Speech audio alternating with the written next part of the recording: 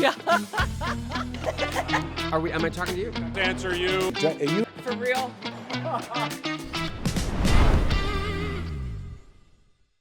We've got a pulse again. Quietly optimistic. And are we at the bottom? Uncharted territory. Cautious optimism, still wait and see, a little PTSD.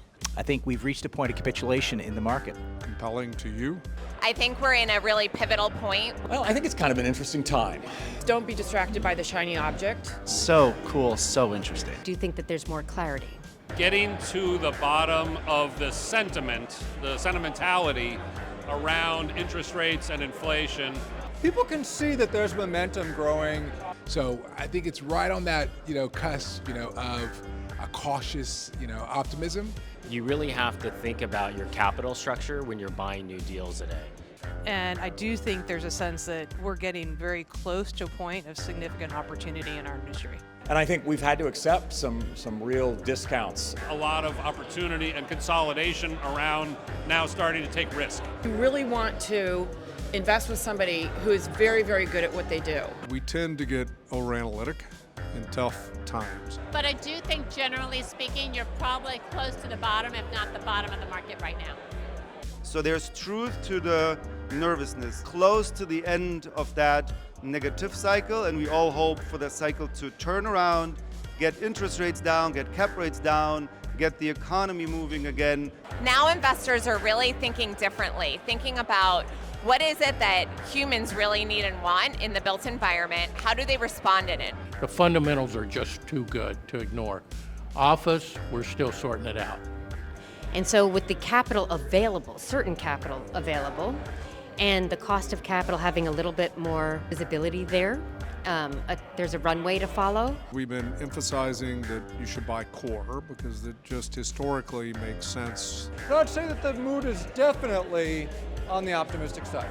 And I think starting to look to opportunities beyond it, the next chapter. Stick with what you do, and when there is something that's super sexy and outside of your reach, let the person who's really good at that get that done.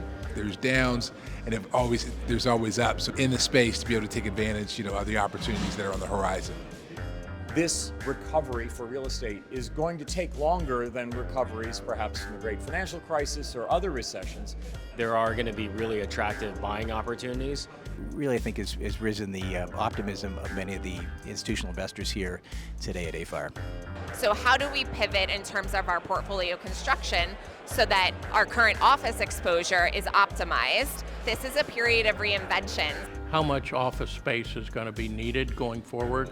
Some cases, I think we've got another maybe 15-20% value drops.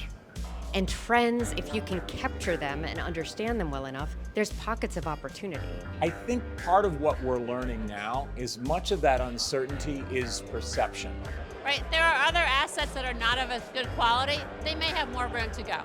We're starting to, take advantage of some of those opportunities right now. So we have a big shuffling going on that's still gotta gain strength. When I say the patient's got a pulse, it's, she's still in the emergency room. We probably don't even know some of the sectors that are going to be classified as real estate in the next 5-10 years. I think this is the time when real estate investors that acknowledge the fear and move forward towards the opportunity are going to be very happy they did.